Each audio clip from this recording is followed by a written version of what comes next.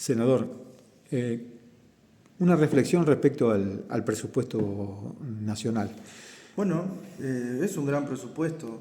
Yo estoy muy contento, estamos desde la bancada del Frente Amplio muy contentos. Es el presupuesto más grande de la historia del Uruguay, toma como base el 2024 en línea de gasto y a partir de ahí incrementa. Además, el trabajo que se ha hecho en la Cámara de Diputados por estas horas ha sido excelente.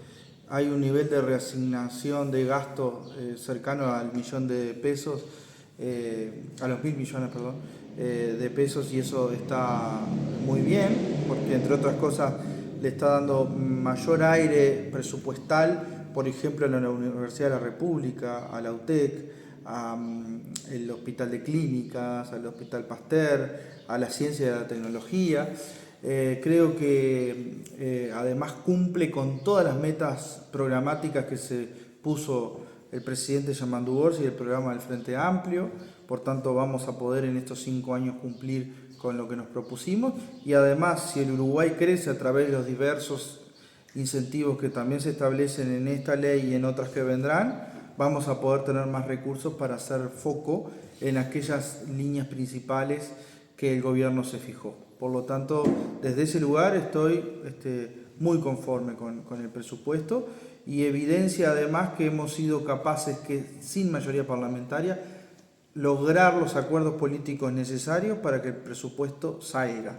Lo mejor que le puede pasar a un gobierno es poder tener su presupuesto para poder cumplir con lo que se comprometió. Como hombre del interior, hombre de Colonia, que conoce muy bien el tema departamental y municipal, está en discusión y bueno, está allí el tema de la aprobación que viene ya del periodo anterior, el tema de la ley de ingreso a la función de las intendencias. Sí. ¿Será ley o no será ley? Porque entonces se hablaba antes de las elecciones departamentales. Hubo algunos intendentes que renovaron, hay intendentes nuevos y hay intendentes que se mantuvieron. Y hay algunas opiniones que por ahí siguen sosteniendo, incluyendo la del intendente de Soriano, que sostiene que no es lo mejor. Sí, hay varias cosas. Yo creo que va a ser ley. Yo creo que va a ser ley porque el contexto político que tenemos hoy es inmejorable. Primero, en mi condición de presidente de la Comisión de Constitución y Legislación y como miembro informante del proyecto que votamos ayer, puedo dar fe de que es la primera vez en la historia que el Congreso de Intendentes, por unanimidad, resuelve avanzar con un proyecto de ley de estas características. Además, hemos contado con el apoyo, digamos, real del presidente de la República, que en su condición de exintendente entiende claramente que esta ley es necesaria. Cuando lo hablé con Yamandu hace un par de meses al proyecto, la única pregunta que me hizo es: ¿qué opina el Congreso de Intendentes? Y el Congreso de Intendentes opina unánimemente que hay que avanzar. Y ahí hay 3 partidos representados. Entonces, para nosotros es un gran paso. El segundo gran paso que dimos en la comisión fue decidir políticamente que el momento era ahora.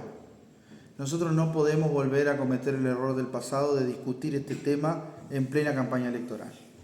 Los momentos políticos hay que cumplirlos cuando las condiciones se dan y el momento es ahora, que no está el aire viciado por ningún factor de cálculo electoral y tenemos la capacidad de poder prever situaciones.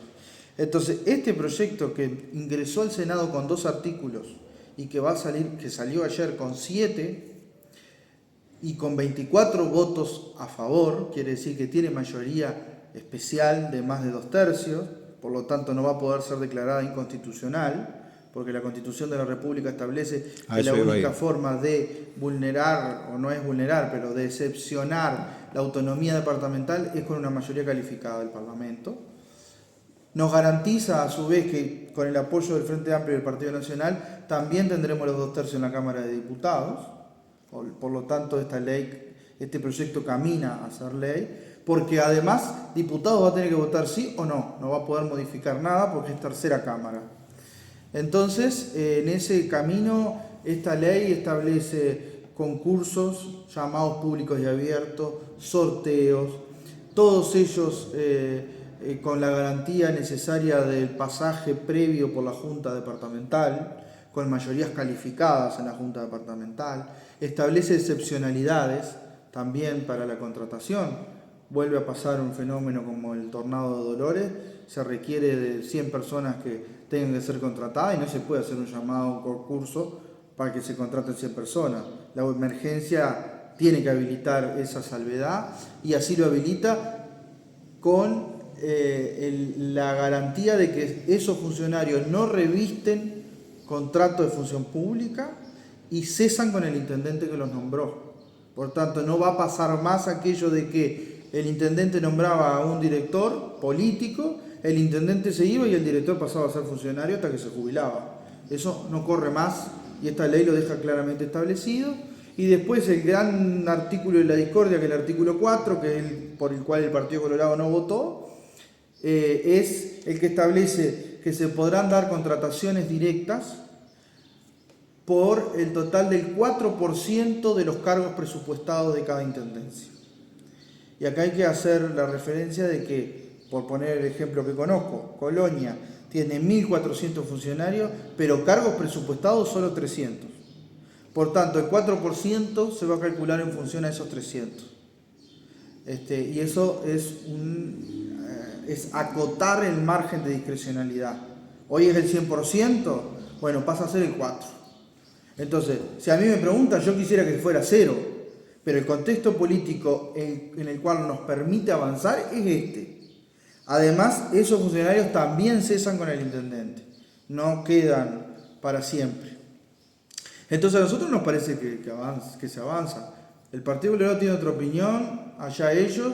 Yo creo que el camino que tomaron es seguir con la joda y el acomodo como está. Y nosotros buscamos acotar lo más posible a la contratación directa, que es la metida del dedo y que además democratiza el ingreso a la función pública, porque nosotros no queremos que la persona que tenga las condiciones para ejercer un rol en una intendencia tenga que ir al comité político del caudillito para que tengan un ingreso a la función pública. No. Ahora, cuando tú hablas del tema de la excepción, no será otra ley en la cual la excepción termina siendo la regla. Es decir, está establecido qué tipo de excepciones. Tú hablaste de una que es, digamos, de las más sonadas que hubo, que es la del tornado. Pero ¿qué pasa si un intendente dice que va a ser una excepción con un plan de veredas? No, lo que pasa que, está bien la pregunta, la excepción establece a cuál es el abarque que, por ejemplo, becarios, zafrales, está establecido en el artículo y además requiere mayoría especial de la Junta Departamental, ¿no? Cuando negociábamos esto con los intendentes, algunos nos decían, bueno, pero nos es difícil convocar a la Junta. Bueno, si a un intendente... ¿Qué mayoría especial hablas? Mayoría simple, en ese caso mayoría simple. Si a un intendente le resulta complicado citar a la Junta, estamos en una situación endeble democráticamente hablando. Entonces, la excepción esa no solamente necesita ese aval, sino que tiene un tope. O sea, 16 en el caso de que estén todos. Sí, claro, pero requiere el tope del 4% de los cargos presupuestados. No va a poderse contratar el 10%, ¿no?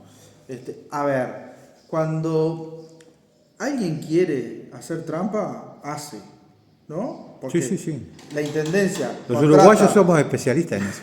La intendencia... Se juegan al borde del reglamento. La intendencia viene, te contrata algo parecido a la Fundación A Ganar para hacer determinado programa y te contrata funcionario por esa vía. O le pide a la empresa que ganó la licitación que los peones que trabajan en las obras sean puestos por los punteros políticos. Bueno, eso es como muy difícil de acotar, pero a lo que a nosotros nos atañe logramos, creo yo, un muy buen proyecto.